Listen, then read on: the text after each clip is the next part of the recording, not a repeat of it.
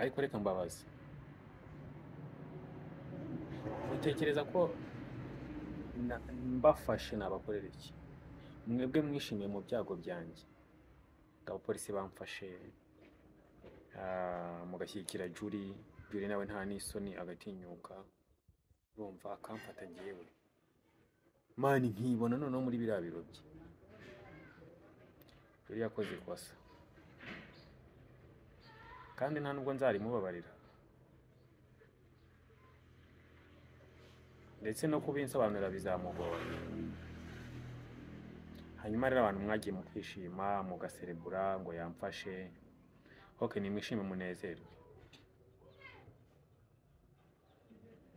ariko mwibaze umunsi namucitse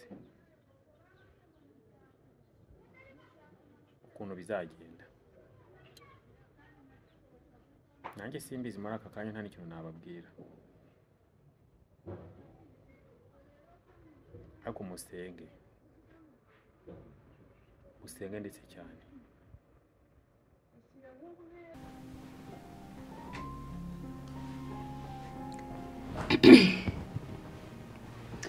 Kevin, ushaka kuri hano tuvugane. Ibibazo nshaka kubaza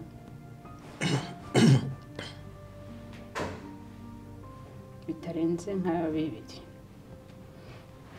Ndashaka ubisubize neza uko mbikubajije. Ariko ubundi muzi ukuntu ibintu byatangiye. Ubundi ibintu byatangiye oxygene apanga umupango we nabi cyane. Sinzi niba yaragambiriye kunshuka, ariko nawe yaribeshye. Ibyo yatekerezaga ko byakunda akabikora, akabigeraho, agatsindira kopi we, undi byarangiye nawe atsinzwe, mwarabibona.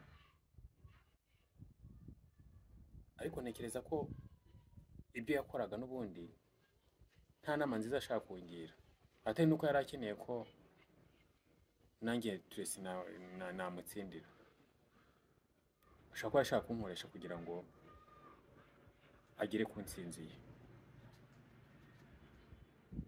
Ariko ibyo ntacyo bimbwiye muri aka kanya, kuko nawe n'ubundi ntago kopi amufite. Mwarabibonye uko byagenze. Mbwira. Ahubwo ibyo ntidushaka tunabyihorera. Reka tuvuge ikintu cy'ingenzi.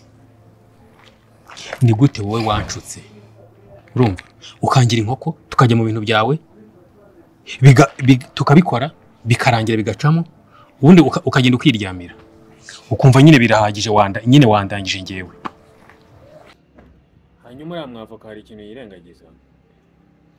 Ese buriya reka mbabaza, buramubona ashobora kwanga gufasha Scott, ibintu bikazangira neza, akumva araduhesheje bikarangira, tukamwihorera tukabirebera, kugeza ubwo nanjye nisanze ndi kumwe na Scott.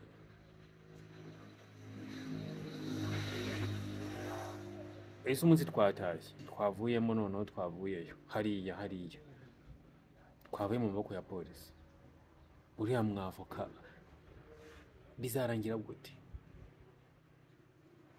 Atekereza ko hari ibintu buriya ashobora kuzicuza, dushaka kuzamusharira, noneho twongera tugatangira bushyashya, kandi tugatangira ibintu noneho nawe ubwo akibaza n'impamvu twamuhaye n'amafaranga akayanga. Tekereza, reka nkubwire impamvu ibintu dukwiye kubiganira, tudakwiye no kubyirengagiza. Ni uko icyo wakora kuri iyi nshuro noneho wakishyurwa amafaranga utigeze utekereza ko watunga mu buzima bwawe, kandi ndabigusezeranya. Ndabizi ko ari ikintu udashobora kuzicuza mu buzima bwawe uramutse ubikoze.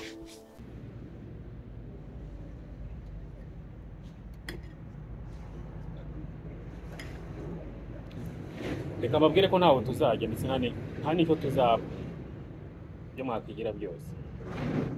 Tuzaguma twinywera kapotage ka mu gitondo tumeze neza, dushima Imana.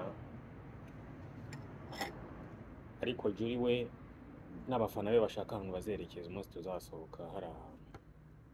Scott arabasuhuza, ari iruhande rwanjye hano ariko we ntabwo ashaka kugira ngo yigaragaze kuko arimo kurira, kwiyakira byaramunaniye. Ikintu nababwira ubundi ngiye nyine byemeze neza, ndatuje kuko ubundi gupanga ukuntu ngomba kwivana hari ahantu hagaruka muri iyo mihanda.